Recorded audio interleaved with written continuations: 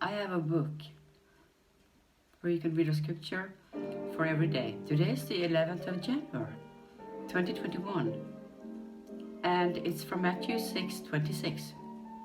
Look at the birds on the sky.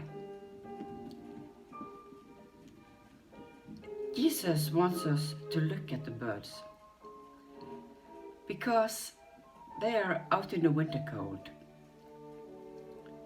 and they have something to tell us.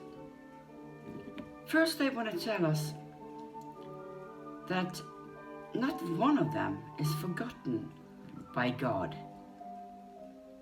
Every day they are living for His eye, and they are living in His thought. And they are very happy. And they have food, and God feeds them.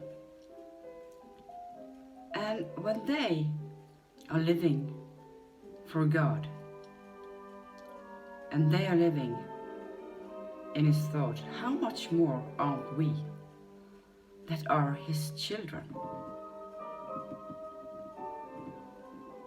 And second, they want to tell that they have no barn where they can live in. But God feeds them anyway. So we shall leave ourselves up and into His caring arms and to His care. And we will never be disappointed